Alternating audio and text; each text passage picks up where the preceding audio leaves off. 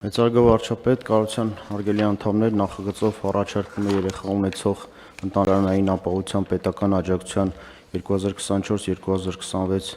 թվականների ծրագրով նախատեսված վճարումները կատարելու համար 25 թվականի երկրորդ եռամսյակի բյուջեն համալրել լրացուցիչ ֆինանսական միջոցներով։ Ծրագրի շրջանակում 25 թվականի համար հաստատված բյուջեն կազմում է 1.8 միլիարդ դրամ, որը համամասնորեն բաշխվել էր ըստ եռամսյակների։ Ծրագիրը շարունակում է գրանցել բարձր դիմելություն եւ առաջին կիսամյակի համար նախատեսված ֆինանսական միջոցները ըստ էության սպառվել են, ուստի անհրաժեշտություն է առաջացել շահառու ճանաչված հանձանց շրջանում վճարումներ իրականացնելու համար հատկացնել լրացուցիչ 300 միլիոն դրամ շուրջ 410 շահառու ընտանիքների համար։ Հունիսի 1-ի դրությամբ արդեն իսկ աջակցություն է ստացել 1164 ընտանիք, որոնց վճարվել է շուրջ 900 միլիոն դրամ։ Տեղեկացնեմ, որ ծրագրի մեկնարկից, այսինքն 2020 թվականի հուլիսի 1-ից մինչև այս տարվա հունիսի 1-ը աջակցություն է ստացել 13285 շահառու ընտանիք, իսկ փոխանցված ընդհանուր դրամական միջոցները կազմում են շուրջ 9.5 միլիարդ դրամ։ Աջակցություն ստացած շահառուների թվի աճը պայմանավորված է ծրագրի վերաբերյալ ակտիվ իրազեկման աշխատանքներով եւ պոտենցիալ շահառուների շրջանում մեծ հետաքրքրությամբ։ Ծրագրի դիմելության ներկայիս տեմպը պահպանվելու դեպքում, պարոն վարչապետ, երկրորդ կիսամյակի ընթացքում հավանաբար կրկին անհրաժեշտություն կունենանք եւս ֆինանսական միջոցների հայտ ներկայացնել։ Խնդրում եմ հաստատել այսքանը։ Դե սա այն դեպքն է, որ մենք հաճույքով կկայացնենք ֆինանսական միջոցների ավելացման որոշումը, որովհետև հիշեցնեմ հարգելի գործընկերներ, խոսքը ընտանիքում երեխայի ծնվելու կապակցությամբ բնակարան ձեռք բերելու հարցում ընտանիքներին աջակցություն ցուցաբերելն է։ Ինքը բազմաշերտ ծրագիր է, 3-4 դեպք է նախատեսված,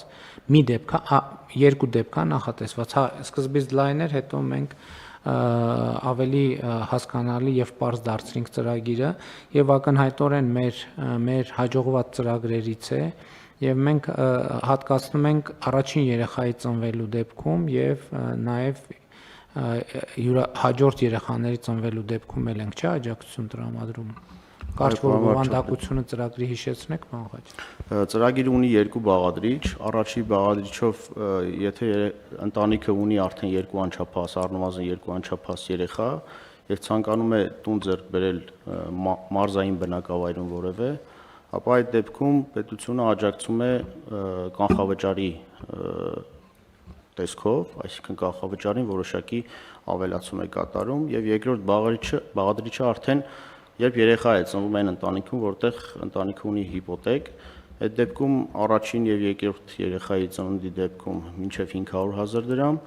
եւ երրորդ եւ յուրաքանչյուր հաջորդի դեպքում 2 միլիոն դրամ միանվագ ուղղում է մայր գումարի մարմնը։ Շատ լավ, իհարկե ժողովրդագրության ոլորտում մենք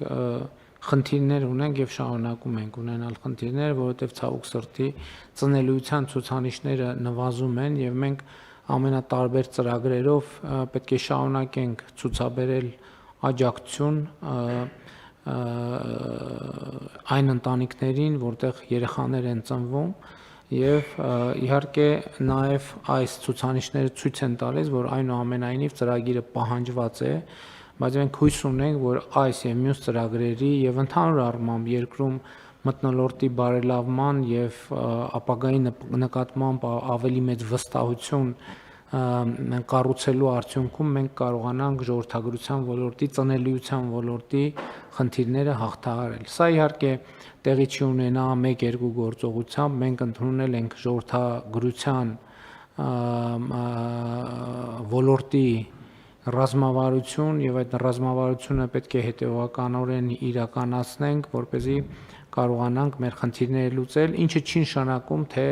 այն որոշումները, որ այսօր կայացրել ենք, սպառիչ են, մենք անդադ պետք է հետևենք process-ներին, որովհետեւ ժողովրդագրության մեջ մենք իհարկե ծնելիության խնդիրն է, որը մեզ որոշակի ինդիկացիա է տալիս, բայց մյուս կողմից էլ մեր համոզմունքն այն է, որ եթե օրինակ նախադպրոցական կրթությունը, հանրակրթությունը չլինեն հասանելի հանրապետության բոլոր բնակավայրերի բոլոր երեխաների համար, մենք խնդիրը չենք լուծի, որովհետև իրականում այդ երևույթը, երբ որ ժողովրդագրությունը ինքը բազմաշերտ երևույթ է եւ նաեւ մարդիկ բազմաթիվ գործոնների հաշվառումով են կայացնում որոշումներ եւ իհարկե երկրում ընդհանուր սոցիալ-տնտեսական,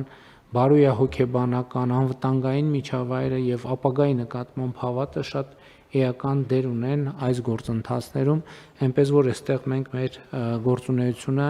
հետեւողական պետք է շարունակենք իրադրության բարելավման ուղղությամբ։ Համեցեք։ Պարոն վարչապետ, ծնելիության հետ կապված ունենք հետևյալ ուրեմն իրավիճակը ըստ վերջին պաշտոնական հրապարակումների մենք պտղաբերության գործակցով վերջին 30 տարվա մեջ ամենաբարձր ցուցանիշն ենք գրանցել։ Սա նշանակում է, որ մեկ կնոջ հաշվով մենք ամենաշատ երեխա ունեցել ենք 23 թվականին, վերջի հրապարակում 23 թվականին է 1.9 գործակից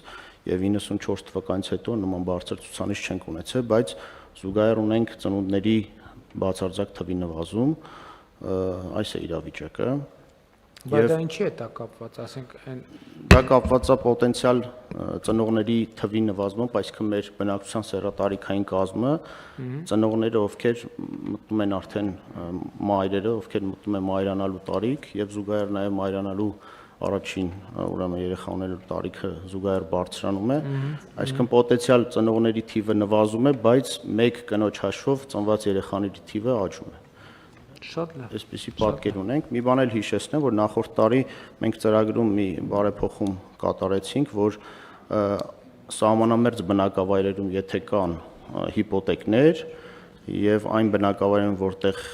դպրոց կամ մանկապարտեզ է կառուցվում, այդտեղ աջակցությունը ավելացում է 50%-ով եւ մենք սահմանամերձում գրանցել ենք 9 ուրեմն դեպք, որտեղ 50% ավել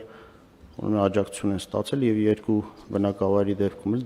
դպրոց կամ մանկապարտեզ։ Քանի դեպք է արձանագրել։ Ընդհանուր 11, որից 9 սահմանամերձում։ Շատ լավ։ Այդ 11 ընտանիքի մասին է խոսքը։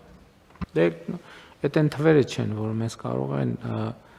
գոհացնել, այսինքն 11 դեպքի մասին է խոսքը, ոչ թե տոկոսի։ 11 դեպք, որ հենց սահմանամերձ բնակավայրում է այդ հիպոթեկը տեղի ունեցել, բայց մենք գիտենք, որ սահմանամերձ բնակավայրում հիպոթեկները որպես կանոն տարածված երևույթ չեն եւ դե հույս ունենք կամաց կտարածվեն այդ նկատում եք։ Շատ լավ։ Կան այլ դիտարկումներ։ Հարցը դրվում է քվեարկության, ովքեր են դեմ որոշման ընդունմանը, դեմ չկա, որոշումն ընդունված։